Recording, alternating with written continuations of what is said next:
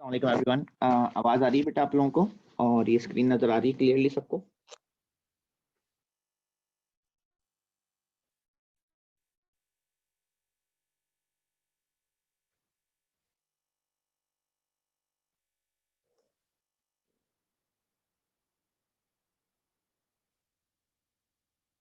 अच्छा ठीक है, गुड।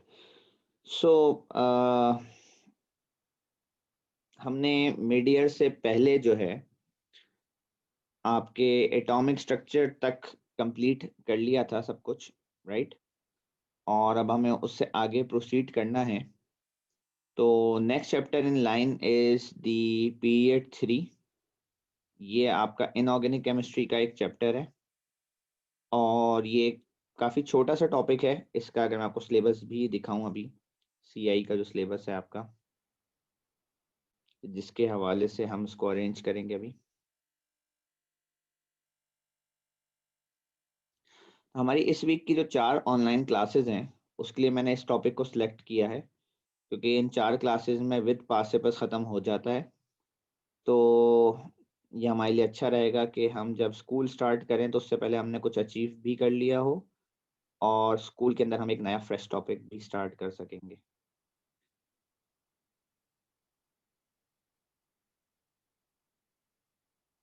सो इनऑर्गेनिक केमिस्ट्री का जो पहला चैप्टर है, जिसका सिलेबस में जो नाम है वो केमिकल पीरियोडिसिटी, और क्योंकि ये चैप्टर पीरियड 3 के एलिमेंट्स के आसपास रिवॉल्व करता है तो मैं इसको बेसिकली पीरियड 3 ही कहता हूँ। इसके अंदर आपने पीरियड 3 के एलिमेंट्स के बारे में दो बातें पढ़नी है, 9.1 और 9.2। 9.1 अगर आप पढ़ेंगे तो इसके अंदर एक्चुअली पीरियड 3 के एलिमेंट्स की फिजिकल प्रॉपर्टीज पढ़ाई जाती हैं, जो आज की क्लास में हम पहले स्टार्ट करेंगे। और 9.2 में इन्हीं एलिमेंट्स की केमिकल रिएक्शंस पढ़ाए जाते हैं, जो हम कल या ऑनवर्ड्स पढ़ेंगे। जहां तक फिजिकल प्रॉपर्टीज की बात है, ठीक है, तो उसके अंदर हमारे पास सबसे पहले हमने पढ़ना है एटॉमिक रेडियस, ठीक है, आयोनिक रेडियस, मेल्टिंग पॉइंट और इलेक्ट्रिकल कंडक्टिविटी, ये हम आज पढ़ेंगे। और इन्हीं चारों को आगे एक्सप्लेन करने को कहा गया, मतलब बी सी डी ई में कोई नई बात नहीं है। यही है कि एटॉमिक रेडियस और आयनिक रेडियस को एक्सप्लेन करें, मेल्टिंग पॉइंट और इलेक्ट्रिकल कंडक्टिविटी को एक्सप्लेन करें इन टर्म्स ऑफ स्ट्रक्चर, कि कौन सिंपल मॉलिक्यूलर है, कौन जॉइंट मॉलिक्यूलर है, किसमें मेटालिक बॉन्डिंग है, फिर मेल्टिंग पॉइंट हाई क्यों है। ये सारी बातें, मतलब ये जितना पार्ट है इतना पार्ट, ये सारा ऊपर वाले पॉइंट का ही एक्सप्लेनेशन काउंट होता है, ठीक है। तो basically all of these are physical properties, जो अभी हम स्टार्ट करने जा रहे हैं। तो मैंने पहले से इसके नोट्स अरेंज किए हैं आपके लिए प्रॉपरली, ताकि आपको कोई प्रॉब्लम ना हो। तो ये मैं आपको कल की क्लास के बाद सेंड करूंगा। मुझे 2 क्लासेस लगेंगी इसको एक पॉइंट तक लाने में, फिर मैं आपको पूरे ट्रांसफर कर दूंगा, ठीक है, व्हाट्सएप पे। फिर आप कॉपी में चाहे खुद से कॉपी भी कर सकते हैं। तो सबसे पहले हम पीरियड 3 एलिमेंट्स की फिजिकल प्रॉपर्टीज पढ़ने जा रहे हैं, जिसमें से हम 4 प्रॉपर्टीज पे फोकस करेंगे आज की क्लास में। Atomic radius, ionic radius, melting point और इलेक्ट्रिकल कंडक्टिविटी। तो सबसे पहले नंबर 1, एटॉमिक रेडियस। पहले तो आपको डेफिनेशन पता होना चाहिए कि एटॉमिक रेडियस क्या होता है, ठीक है। तो जिस तरह किसी रेडियस की जो जनरल अंडरस्टैंडिंग है आपकी, कि रेडियस एक सर्कल के सेंटर से उसके सर्कमफेरेंस तक का डिस्टेंस होता है, या एक स्फीयर में भी यही कॉन्सेप्ट होता है। तो अगर आप एक एटम को स्फीयर की तरह सोच लें, तो एटम का जो सेंटर होगा स्फीयर का, उसमें तो न्यूक्लियस होगा, और उस स्फीयर का जो सर्कमफेरेंस होगा वो उसका आउटर शेल होगा, outermost shell, valence electron जहां पर होगा। उसके बाद उसकी हदूद खत्म हो जाती है एटम की। So the definition of an atomic radius is it is the distance from the nucleus of an atom, क्योंकि वो सेंटर हुआ आपका, to its valence electrons या valence shell, आखिरी शेल या आखिरी इलेक्ट्रॉन तक का डिस्टेंस जो है वो रेडियस कहलाता है, ठीक है। अब अगर हम पीरियड 3 के एलिमेंट्स के रेडियस देखें जो कि डेटा बुकलेट में गिवन है, तो सोडियम का रेडियस डेटा बुकलेट में गिवन है 0.186 नैनोमीटर, मैग्नीशियम का 0.16, एल्यूमिनियम का 0.14 एंड सो ऑन। तो अगर हम ट्रेंड को देखें तो एटम का रेडियस आहिस्ता आहिस्ता डिक्रीज हो रहा है। सोडियम के मुकाबले में मैग्नीशियम का रेडियस छोटा है, मैग्नीशियम के बाद एल्यूमिनियम का रेडियस और छोटा है। इस तरह रेडियस आहिस्ता आहिस्ता डिक्रीज हो रहा है और ये डेटा बुकलेट में गिवन है और वो मैंने यहाँ कॉपी भी किया है नीचे बाद में। हमें इस डिक्रीजिंग ट्रेंड को एक्सप्लेन करना है कि ऐसा क्यों हो रहा है, कि एटम का साइज कम क्यों होता है एक पीरियड में मूव होते हुए। और ये बात पीरियड 3 के लिए नहीं यूज होती, ये हर पीरियड पे अप्लाई होती है बात, कि किसी भी पीरियड में जब आप मूव करते हैं अलोंग द पीरियड तो एटम का साइज कम होना शुरू हो जाता है। तो इस ट्रेंड को स्केच भी कर दिया गया है यहाँ पे, क्योंकि इस तरह के स्केचेस जो है वो पेपर 1 में अक्सर आते हैं। तो रेडियस आगे बढ़ते हुए एलिमेंट्स में कम हो रहा है। इसकी एक्सप्लेनेशन ये है कि एक्चुअली प्रोटॉन बढ़ रहा है न्यूक्लियस में। सोडियम के पास 11 प्रोटॉन है और क्लोरीन तक पहुंचते पहुंचते न्यूक्लियस में 17 प्रोटॉन हो जाते हैं। उसकी वजह से क्या होता है, प्रोटॉन और आखिरी शेल में जो इलेक्ट्रॉन्स हैं उनके बीच अट्रैक्शन इंक्रीज होती है। ठीक है, और फिर प्रोटॉन उन इलेक्ट्रॉन्स को अपने पास खींचते हैं। जितने न्यूक्लियस में बीच में प्रोटॉन ज्यादा होंगे उतना वो आखिरी शेल से इलेक्ट्रॉन्स को अपने पास उतनी ताकत से खींच सकेंगे। क्योंकि पीरियड के अंदर शेल्स तो चेंज होते नहीं कि शेल कम ज्यादा हो जाए, तो इलेक्ट्रॉन्स जब खींचकर करीब आ जाते हैं न्यूक्लियस से तो एटम का साइज छोटा हो जाता है। तो ये वो 4 पॉइंट्स हैं जो इस ट्रेंड की एक्सप्लेनेशन है। नंबर 1 कि जब आप पीरियड में मूव करते हैं तो प्रोटॉन नंबर बढ़ता है, जिसकी वजह से वैलेंस इलेक्ट्रॉन्स पे अट्रैक्शन बढ़ती है और वो खिंचकर न्यूक्लियस से करीब हो जाते हैं, इसलिए आपके एटम का रेडियस छोटा होता है। तो पहले तो ये पॉइंट बताएं कि ये एटम का रेडियस क्यों छोटा होता है, ये बात समझ में आई। एटम का रेडियस छोटा होता है ये तो आपको डाटा बुकलेट में गिवन है, रेडियस आप वहां से देख लेंगे। ठीक है, ये जैसे एटम में डाटा बुकलेट खोलो तो डाटा बुकलेट के अंदर यहाँ पर आपको रेडियस दिए हुए हैं, ये रहे। तो अगर आप देखें तो ये रेडियस ये रहा है। ये तो आपको यहाँ से दिख जाएगा कि पीरियड 3 के एलिमेंट्स का रेडियस कम हो रहा है। सही है, ये इमेज मैंने यहाँ से कॉपी करके ना आपके नोट्स में भी यहाँ पे लगा दी है, ये रही नीचे, ये रही, ये मैंने जो हाईलाइट किया हुआ है। पर एक्सप्लेनेशन कैसा क्यों हो रहा है वो जरा बताएं, समझ में आई सबको?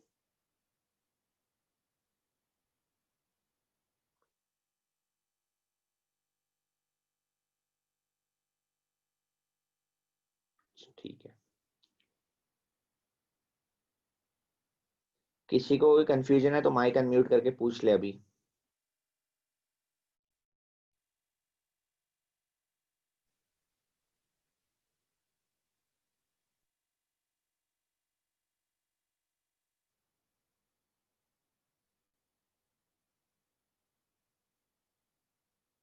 नहीं है। नेक्स्ट टॉपिक है आयोनिक रेडियस। तो आयनिक रेडियस में 4 बातें हैं नोट करने की, और चारों को मैंने हाईलाइट किया हुआ है नंबर से। पहले तो जो पर्पल शेडेड रीजन है ना, पर्पल शेडेड रीजन, उसमें 2 बातें नोट करें जिन्हें 1 और 3 नोट कहा गया है। पहली बात नोट करने की यह है कि जब मेटल्स, सोडियम मैग्नीशियम एल्यूमिनियम या सिलिकॉन मेटलॉइड है, ये अपने आयंस बनाते हैं, तो ये कैटाइंस बनाते हैं, पॉजिटिव आयंस। तो वो जो कैटाइंस है उनका साइज उन एटम से छोटा है। जैसे सोडियम एटम का साइज है 0.186 नैनोमीटर, सोडियम आयन का जो साइज है वो लिखा हुआ है 0.095 नैनोमीटर, जो कि काफी छोटा साइज है। पहला सवाल ये खड़ा होता है जो मैंने नोट में लिखा हुआ है कि एटम कैटाइन का साइज अपने एटम से छोटा क्यों है भाई? इसका जवाब क्या है वो हम अभी देंगे। दूसरी बात हम नोट करते हैं, जो सेकंड बात है वो ये है कि जो येलो कलर से है, जब नॉन मेटल्स का साइज उनके एनाइन से कंपेयर किया जाए, जैसे फास्फोरस का 0.110 है और फॉस्फाइड आयन का 0.212 है, तो फॉस्फाइड आयन का साइज फॉस्फोरस एटम से बड़ा है। तो वहां पर एनाइन का साइज इंक्रीज हो रहा है। ये पॉइंट नंबर 2 है नोट करने का। तो पहला सवाल ये क्रिएट होता है कि कैटाइन का साइज अपने एटम से छोटा क्यों होता है और एनाइन का साइज अपने एटम से बड़ा क्यों होता है। ठीक है। तीसरी बात नोट करने की यह है कि अगर हम कैटाइंस को आपस में कंपेयर करें तो सोडियम का साइज सबसे बड़ा है इनमें, 0.095 है। मैग्नीशियम उससे छोटा है, 0.065 है। एल्यूमिनियम और छोटा है, 0.050 है। सिलिकॉन और छोटा है, 0.041 है। तो यानी कि अलोंग द पीरियड कैटाइन का साइज भी कम होता है जैसे एटम्स का साइज कम होता है। और यही बात आपको एनाइंस में भी दिख रही है कि फॉस्फाइड सबसे बड़ा है, उसके बाद सल्फर सल्फाइड छोटा है, क्लोराइड और छोटा है। तो अलोंग द पीरियड एनाइन का साइज भी डिक्रीज हो रहा है। तो ये चार बातें हैं, इन चारों को हम एक्सप्लेन करें। पर इससे पहले कि मैं इन चारों की एक्सप्लेनेशन की तरफ जाऊं, पहले तो आप ये बताएं कि आपको चार सवालात नजर आ रहे हैं, चार ट्रेंड्स समझ दिख रहे हैं आपको, चार सवालात ये सही से डिफाइन हो गए आपको सबको, या कोई प्रॉब्लम है तो पूछ लें अभी यहाँ पे, और जरा रिस्पॉन्स करें इस बात पे क्लियर है चारों, फिर मैं चारों को एक्सप्लेन करूंगा अभी।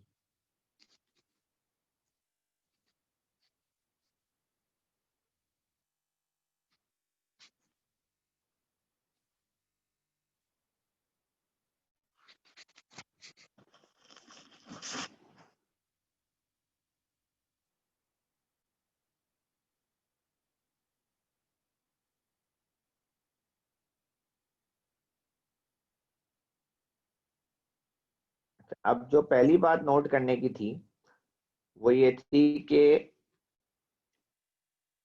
एटम के मुकाबले में उसके कैटायन का साइज छोटा क्यों है। उसकी एक्सप्लेनेशन ये है, ये देखें ये एटम्स बने हुए हैं, सोडियम मैग्नीशियम एल्यूमिनियम सिलिकॉन। ठीक है। मैंने अभी इनको ओ लेवल स्टाइल से सॉल्व किया है। सोडियम के पास 11 प्रोटॉन है, यानी कि 11 इलेक्ट्रॉन्स हैं। 11 इलेक्ट्रॉन्स की जो कॉन्फ़िगरेशन होती है वो होती है 281।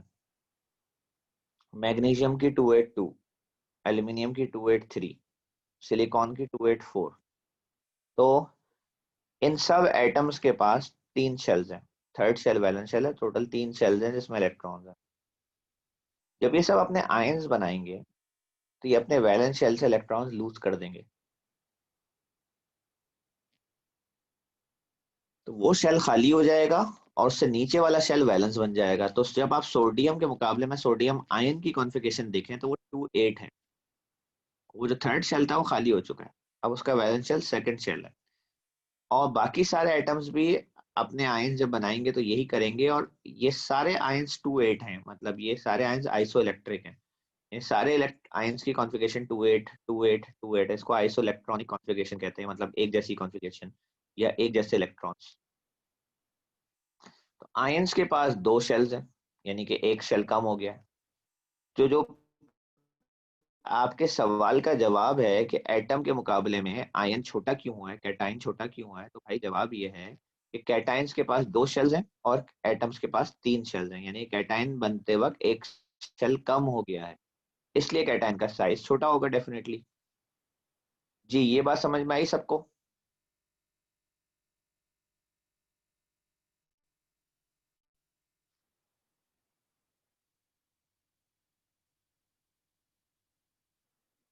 ठीक है, गुड।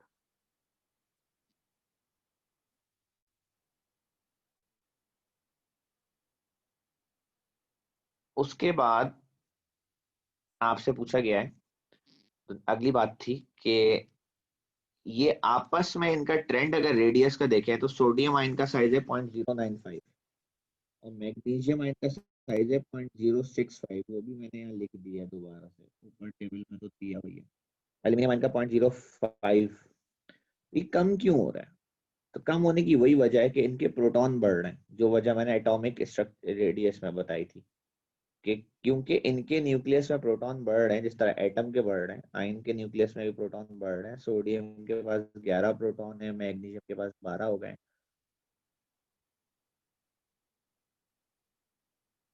तो ये ग्रेजुअल प्रोटॉन बढ़ने की वजह से electrons are getting pulled closer to the nucleus, वही वाली बात जो हमने एटॉमिक रेडियस में पढ़ी। तो नीचे जो पॉइंट है उसको पढ़े, जो मैंने लिखा है, the size of cation decreases along a period because all cations are isoelectronic, मतलब उनके इलेक्ट्रॉन सेम है, बट प्रोटॉन इंक्रीजेस ग्रेजुअली, पर उनके प्रोटॉन बढ़ जाते हैं।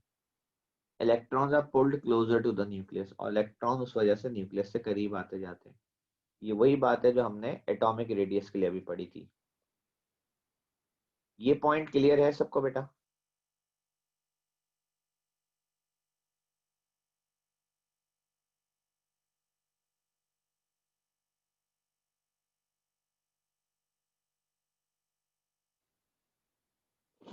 ठीक है।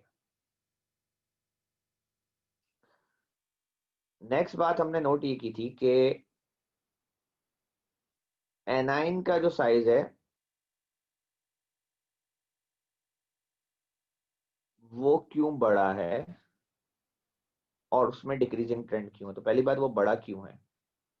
तो अब हम देखते हैं, फॉस्फोरस के पास 15 इलेक्ट्रॉन्स है, तो उसकी कॉन्फ़िगरेशन हुई 285।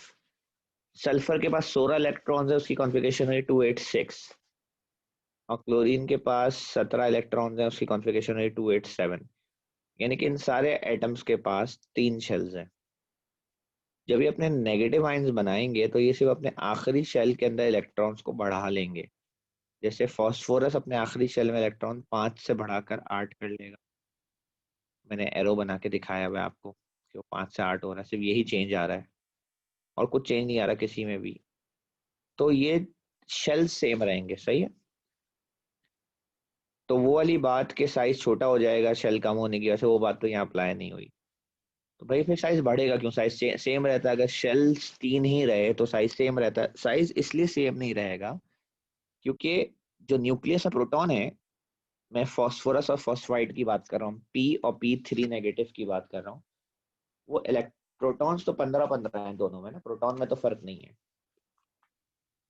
पर फॉस्फोरस एटम में इलेक्ट्रॉन्स 15 हैं और फॉस्फाइड आयन में इलेक्ट्रॉन 18 हैं, 3 इलेक्ट्रॉन ज्यादा हैं। तो होता क्या है कि जब प्रोटॉन्स 15 थे और इलेक्ट्रॉन्स भी 15 थे, तो रेशो 1:1 का था, यानी कि एक प्रोटॉन और एक इलेक्ट्रॉन का रेशो था। एक प्रोटॉन एक इलेक्ट्रॉन को खींच रहा था। पर जब इलेक्ट्रॉन ज्यादा हो जाएंगे ना, तो फिर प्रोटॉन अपनी जगह उतने ही रहेंगे, इलेक्ट्रॉन ज्यादा हो जाएंगे, तो पर इलेक्ट्रॉन एक प्रोटॉन का रेशियो नहीं रहेगा, एक प्रोटॉन से कम का रेशियो हो जाएगा, यानी इलेक्ट्रॉन एक्सेस में हो गए। उससे क्या होगा, हर इलेक्ट्रॉन पहले से कम न्यूक्लियर अट्रैक्शन फेस करेगा, न्यूक्लियस उतनी ताकत से नहीं खींच सकेगा इलेक्ट्रॉन्स को अपने पास। ठीक है। तो इसलिए इलेक्ट्रॉन लेस टाइटली हेल्ड हो जाएंगे न्यूक्लियस से, न्यूक्लियस इतनी स्ट्रांगली उन्हें अट्रैक्ट नहीं करेगा। वो थोड़ा न्यूक्लियस से दूर चले जाते हैं। ठीक है। इलेक्ट्रॉन बढ़ जाने की वजह से, ज्यादा इलेक्ट्रॉन हो जाने की वजह से न्यूक्लियर अट्रैक्शन वीक हो जाती है और वो इलेक्ट्रॉन्स न्यूक्लियस से थोड़ा दूर हो जाते हैं। मैंने ये पॉइंट लिखा हुआ यहाँ पे, anions have more valence electron than its atom. Anion के पास वैलेंस शेल में इलेक्ट्रॉन्स उसके एटम से ज्यादा होते हैं। In an anion the electrons are less tightly held by the nucleus, और फिर एनाइन्स के इलेक्ट्रॉन्स न्यूक्लियस इतनी मजबूती से नहीं पकड़ पाते, इसलिए एनाइन अपने एटम से बड़ा होता है। ठीक है। और एनाइन का साइज छोटे होने की वजह वही है कि ग्रेजुअली प्रोटॉन नंबर बढ़ता है। एक मिनट रुकिएगा बेटा, कोई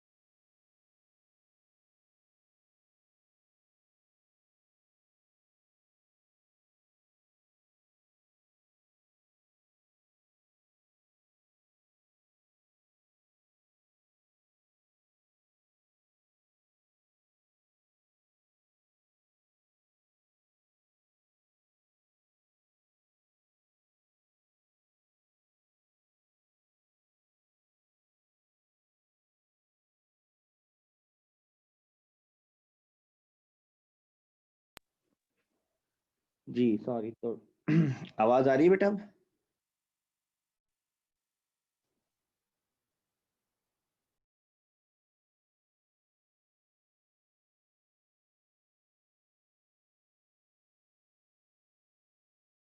अच्छा चलो कंटिन्यू करते हैं इसको।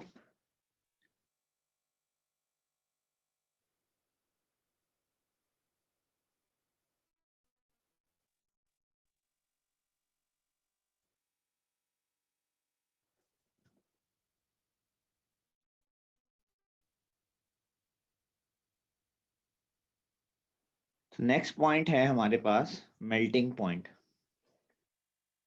हमें एक्सप्लेन करना है कि ये जो पीएच3 के एलिमेंट्स हैं, इनके मेल्टिंग पॉइंट के ट्रेंड्स क्या हैं और वजह क्या है। तो इसको तुम्हें ना तीन तरीके से पढ़ना है।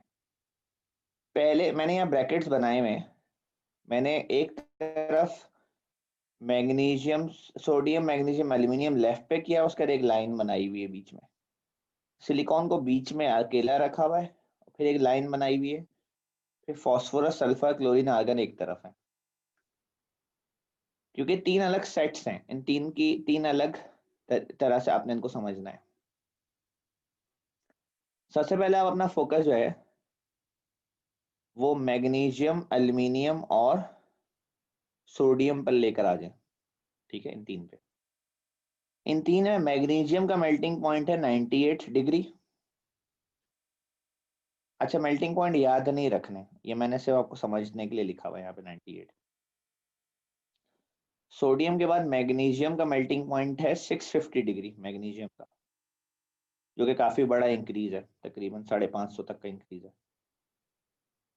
पर मैग्नीशियम के बाद एल्यूमिनियम का मेल्टिंग पॉइंट सिर्फ 660 है, जो कि सिर्फ 10 डिग्री का इंक्रीज है। इसलिए जितना इंक्लाइन आप सोडियम से मैग्नीशियम में दिखाएंगे ना, स्टीपनेस एकदम से 550 का इंक्रीज है, उतना नहीं आप दिखा सकते मैग्नीशियम एल्यूमिनियम में। मैग्नीशियम एल्यूमिनियम में बहुत कम इंक्रीज है, तो ऑलमोस्ट हॉरिजॉन्टल लाइन लगती है, ये ज्यादा इंक्रीज नहीं आया। ठीक है, पहली बात आपको ये एक्सप्लेन नहीं करना कि ऐसा क्यों है कि सोडियम से मैग्नीशियम में ज्यादा इंक्रीज है और मैग्नीशियम से एल्यूमिनियम में कम इंक्रीज है। You don't need to explain कि इनके बीच का इंक्रीज कम ज्यादा क्यों है। ठीक है, ये एक्सप्लेनेशन सिलेबस का पार्ट नहीं है। आपको ये एक्सप्लेन करना है कि जनरली इंक्रीज क्यों है, कि मैग्नीज सोडियम से मैग्नीशियम ज्यादा मेल्टिंग पॉइंट है और मैग्नीशियम से एल्यूमिनियम ज्यादा मेल्टिंग पॉइंट है, तो ऐसा क्यों हो रहा है। तो पहली बात रिकग्नाइज करने की है कि जो तीनों हैं, ये तीनों मेटल हैं। सोडियम, मैग्नीशियम, एल्यूमिनियम मेटल्स हैं और इनमें मेटालिक बॉन्ड्स होते हैं। तो ऑब्वियस सी बात है कि सोडियम का मेटालिक बॉन्ड सबसे वीक है और एल्यूमिनियम के मेटालिक बॉन्ड सबसे स्ट्रांग है, तभी मेल्टिंग पॉइंट इनका इस तरह से है। अब आगे बात है कि स्ट्रेंथ ऑफ मेटालिक बॉन्ड्स ऐसा क्यों है कि मैग्नीशियम की सोडियम से स्ट्रांग मेटालिक बॉन्ड्स हैं, एल्यूमिनियम की मैग्नीशियम से भी स्ट्रांग मेटालिक बॉन्ड्स हैं। उसकी वजह है कि मेटालिक बॉन्ड्स की स्ट्रेंथ डिपेंड करती है कि एक मेटल ने अपने लैटिस में कितने इलेक्ट्रॉन डीलोकलाइज किए हुए हैं। मैं आपको समझाता हूँ डीलोकलाइज इलेक्ट्रॉन का मतलब क्या होता है। जो ग्रुप वन होता है ना, ग्रुप वन के जो मेटल्स होते हैं उनके पास आखिरी शेल में एक इलेक्ट्रॉन होता है। ये जो डायग्राम बनी हुई है ग्रुप वन लेटिस की, ये मेटालिक स्ट्रक्चर बना हुआ है, ये आपको ओ लेवल बॉन्डिंग से याद होगा कि हर मेटल अपने वैलेंस शेल से इलेक्ट्रॉन्स को बाहर निकाल देता है। ग्रुप वन के पास क्योंकि एक इलेक्ट्रॉन होता है, तो वो एक इलेक्ट्रॉन बाहर निकालता है। इसलिए अगर आप देखें तो हर एटम के बाहर मैंने एक इलेक्ट्रॉन लिखा हुआ है और एटम के ऊपर +1 का चार्ज आ चुका है, यानी कि वो कैटाइन बन चुका है। इससे ग्रुप वन का मेटालिक लेटिस कहते हैं। पर अगर हम इसको ग्रुप टू के मेटालिक लेटिस से कंपेयर करें तो आपको एक वाज़ेह फर्क नजर आएगा। ग्रुप टू के हर एटम में आखिरी शेल में 2 इलेक्ट्रॉन होते हैं, इसलिए हर एटम 2 इलेक्ट्रॉन डीलोकलाइज करता है। तो पहला फर्क तो ये हुआ कि number of delocalise electrons group two में डबल हो गए ग्रुप वन से। सही। दूसरी बात ये हुई कि 2 इलेक्ट्रॉन लूज होने की वजह से कैटाइन पे चार्ज भी +1 नहीं +2 आ रहा है। तो उससे क्या होता है, मैंने ग्रीन कलर से 2 पॉइंट्स राइट पे हाईलाइट किए, तो एक तो ज्यादा मेटालिक बॉन्ड्स बनेंगे क्योंकि डीलोकलाइज इलेक्ट्रॉन ज्यादा है। ये जो इलेक्ट्रॉन्स है ना, ये मेटालिक बॉन्ड्स बनाते हैं। और हर बॉन्ड पहले से ज्यादा स्ट्रांग इसलिए होगा क्योंकि वो बॉन्ड +2 से बन रहा है रादर देन पहले वो +1 से बन रहा था। तो इस वजह से ग्रुप 1 के मुकाबले में ग्रुप 2 का मेल्टिंग पॉइंट ज्यादा होता है और ग्रुप 3 का और ज्यादा होता है। तो बेसिकली अगर आपसे पूछेगा कि मेल्टिंग पॉइंट इंक्रीज क्यों हो रहा है, तो आप जवाब देंगे क्योंकि मेटेलिक बॉन्ड स्ट्रांग होते जा रहे हैं, और उसकी वजह है क्योंकि नंबर ऑफ डीलोकलाइज्ड इलेक्ट्रॉन्स बढ़ रहे हैं। इसलिए मैंने यहाँ साइड में डीलोकलाइज्ड इलेक्ट्रॉन्स भी ग्रीन कलर से हाईलाइट कर दिए हैं। यहाँ 1 इलेक्ट्रॉन डीलोकलाइज है, मैग्नीशियम में 2 इलेक्ट्रॉन डीलोकलाइज हैं और एल्यूमिनियम में 3 इलेक्ट्रॉन डीलोकलाइज है, इसलिए इनका मेल्टिंग पॉइंट इंक्रीजिंग ट्रेंड में है। बट अगेन मैं रिपीट करूंगा कि हमें ये एक्सप्लेन नहीं करना कि पहले 98 से 650 क्यों हुआ और फिर 650 से 660 क्यों हुआ, ये एक्सप्लेन हमें नहीं करना। हमें सिर्फ भी एक्सप्लेन करना है कि ये जर्नली इंक्रीज क्यों हो रहा है। ये 3 का मेल्टिंग पॉइंट का एक्सप्लेनेशन सबको क्लियर है? तो फिर हम आगे बढ़े।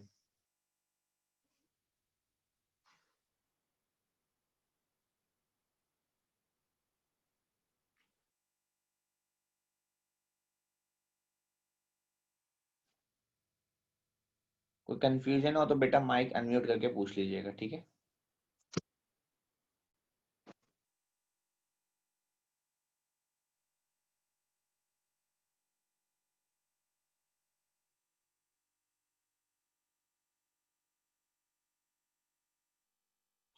अच्छा, सही। Next is silicon.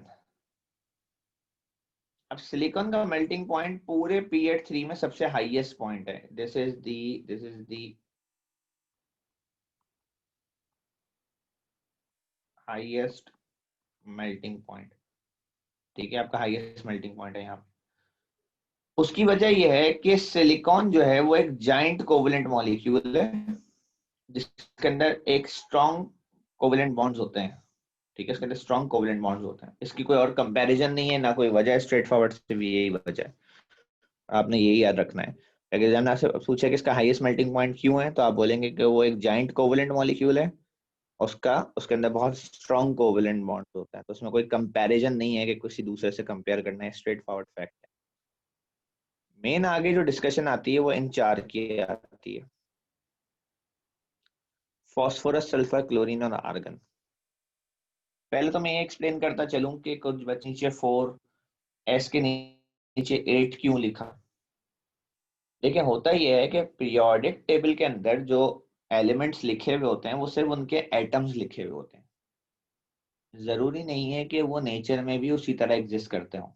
इसकी सबसे अच्छी एग्जांपल क्लोरीन है। क्लोरीन के नीचे 2 लिखा हुआ है पर वो आपके लिए एक्सेप्टेबल है, जबकि पीरियोडिक टेबल में Cl लिखा हुआ है। पीरियोडिक टेबल में Cl2 नहीं लिखा हुआ, पीरियोडिक टेबल में तो Cl लिखा हुआ है। तो हम यहाँ Cl2 क्यों लिखते हैं? आपको ये पढ़ाया जाता है ओ लेवल्स में कि ग्रुप 7 के एलिमेंट्स डायटोमिक होते हैं। जैसे पीरियोडिक टेबल में H लिखा हुआ है पर वो H2 एग्जिस्ट करता है। पीरियोडिक टेबल में नाइट्रोजन N लिखा हुआ है पर वो N2 होती है एयर में।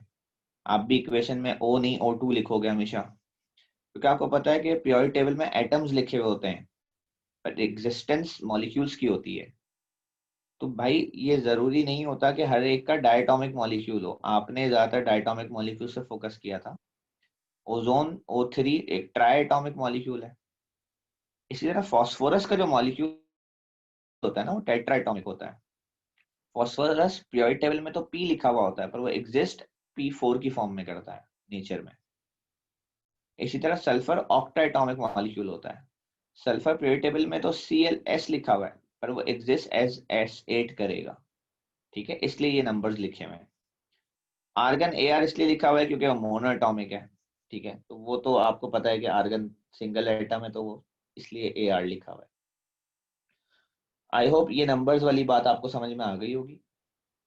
अब अगर आप देखें तो इनके मेल्टिंग पॉइंट्स के ऊपर मैंने नंबरिंग की हुई है 1 2 3 4, ठीक है? ये मैंने क्यों की हुई है नंबरिंग?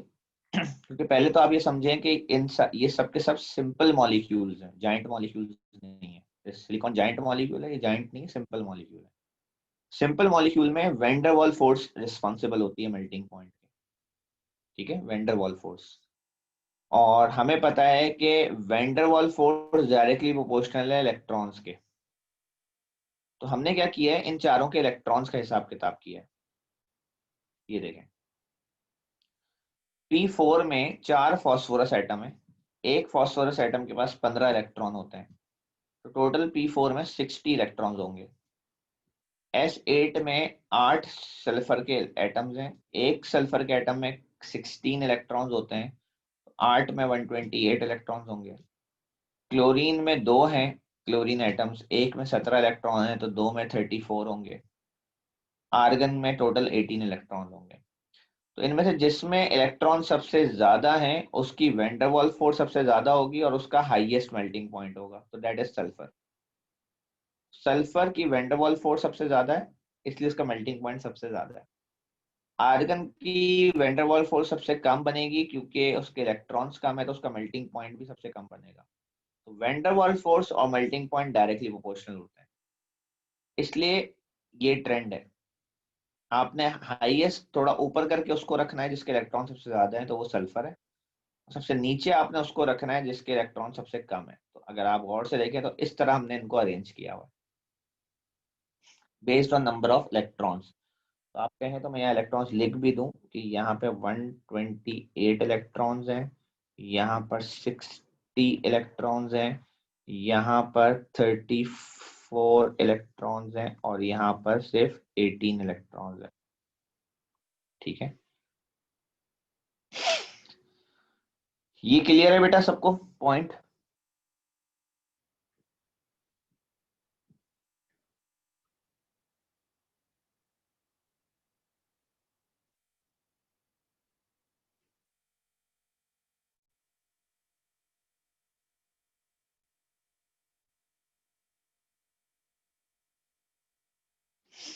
ठीक है, गुड। लास्ट पॉइंट आज की क्लास का हमारे पास जो है वो है इलेक्ट्रिकल कंडक्टिविटी।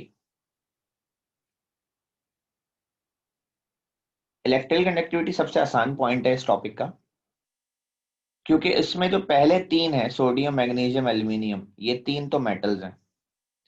इनमें इलेक्ट्रिकल कंडक्टिविटी बिल्कुल स्ट्रेट ऊपर जा रही है, क्योंकि मेटल्स इलेक्ट्रिसिटी कंडक्ट करते हैं क्योंकि उनके पास फ्री इलेक्ट्रॉन्स होते हैं, इसलिए वो गुड कंडक्टर्स कहलाते हैं। गुड कंडक्टर इसलिए कहलाते हैं क्योंकि उनके पास फ्री मूविंग इलेक्ट्रॉन्स होते हैं, they have free moving electrons. ठीक है, तो दे आर गुड कंडक्टर्स। अब क्योंकि सोडियम में एक इलेक्ट्रॉन है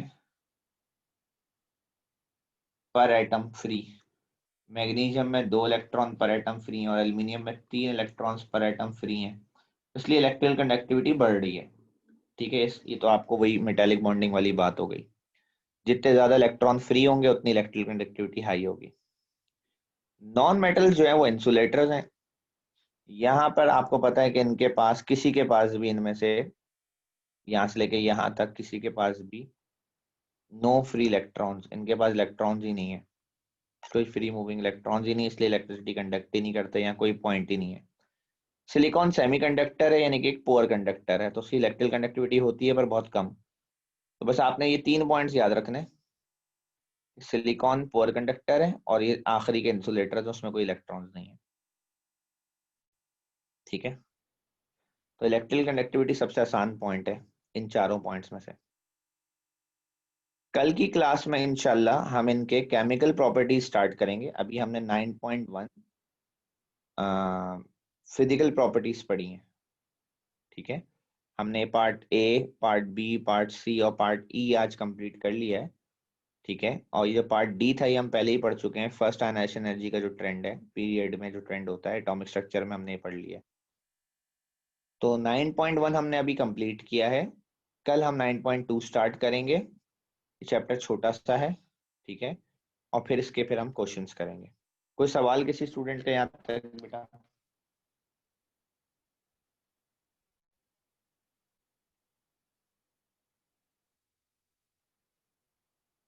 माइक अनम्यूट करके सवाल पूछ सकते हैं।